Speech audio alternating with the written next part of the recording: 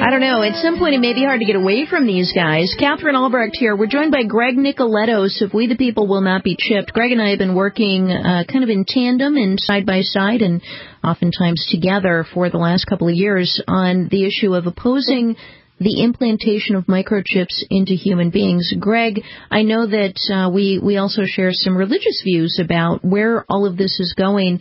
I want to play Ray Kurzweil's trailer for his new film. It's about 3 minutes long. I want to go ahead and load that up and cue it up for people.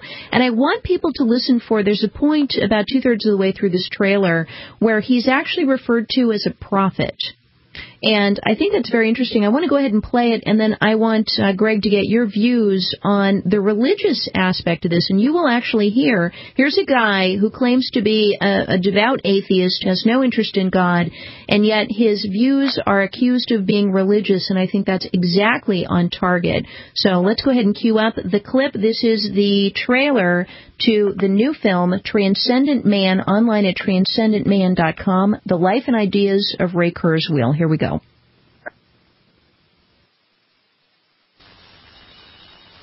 The reason I'm calling today is to express my disappointment that you have invited this highly sophisticated crackpot and given him a national forum to express his pseudo-religious predictions that have no basis in objective reality. If you go back 500 years, not much happens in a century. Now a lot happens in 6 months. Technology feeds on itself and it gets faster and faster. It's going to continue. In about 40 years, it's going to be moving so fast, the pace of change is going to be so astonishingly quick that you won't be able to follow it unless you enhance your own intelligence by merging with the intelligent technology we're creating. This guy is freaky. He says computers will have consciousness in just 25 years. As we get to the 2030s, you're not going to be able to tell a clear difference between human and machine intelligence. The big question to life is, who are we? What are we going to become? What's the future like? And he's got one of the most incredible track records in history of his ability to predict with pretty darn good accuracy.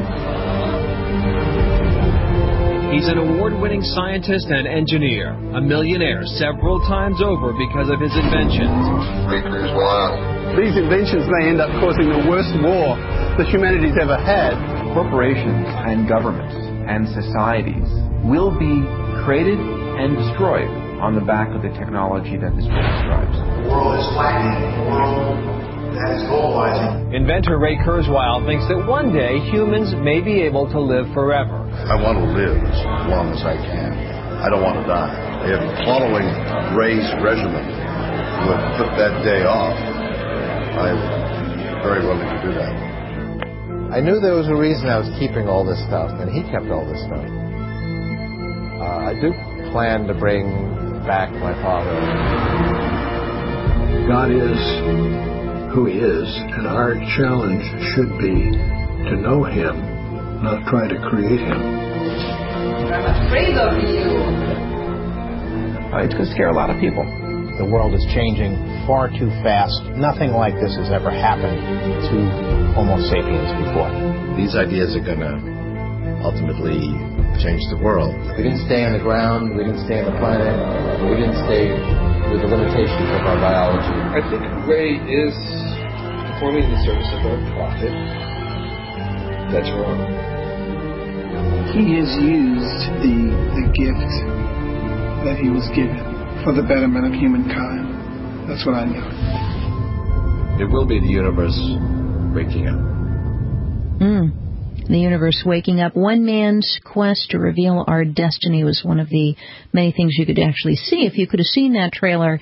And it was very creepy. When he talked about the reason I kept all this stuff was so someday I plan to bring back my father. My father.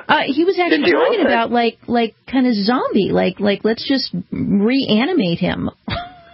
It was, and what was also quite funny when it said, in relation to where the singularity is moving, and it was a case of unless we adopt this technology, and then they actually shot to a picture of Jesus Christ, in South America. So the point is, what they're saying is, accept this technology. The pitch is that you will then become Christ-like or God-like, and you will become as God. So there's a lot of religious overtones, and regardless of which way you look at it, I mean, at the end of the day, he is proposing, it's a new religion at the end of the day. It's the religion for the future, and in a weird way, Catherine, where society is at right now, the next generation, unfortunately, will see this as far more hip than, let's say, the model of Christianity, if you like. Well, let me throw that out there, because I know we have a lot of young listeners to the program in their teens, in their early 20s. I'd love to hear from you guys.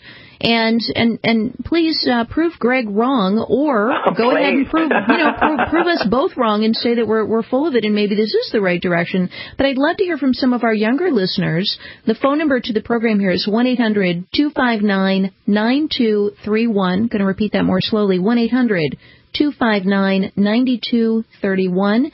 I'd love to hear from some folks out there to tell me, is this the wave of the future? Is this hip and cool? Is this the direction that we're going? Or is there something inherent in people of all ages that kind of goes, well, it might be intellectually cool, but there's something inside of me that just goes, yuck.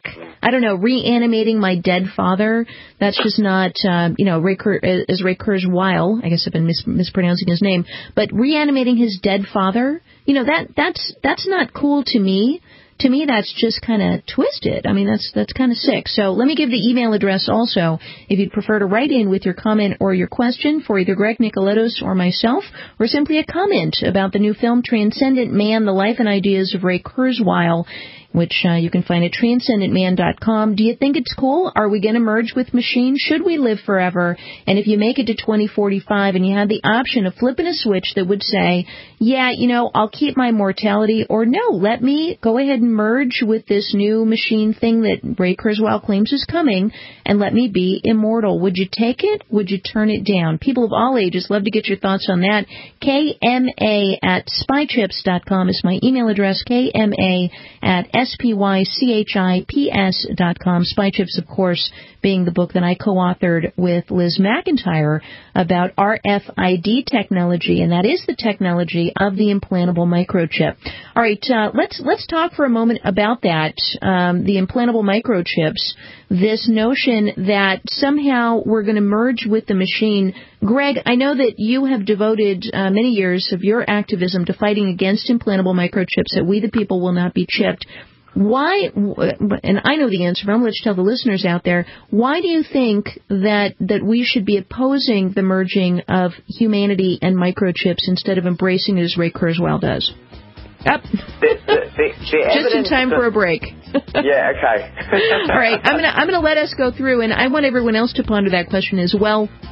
Our guest is Greg Nikolettos. Check out his website at We the People Will Not Be Chipped. I think it would be more edifying and uplifting to watch the videos on his website than Transcendent Man. 1-800-259-9231, KMA@spychips.com. Stay tuned.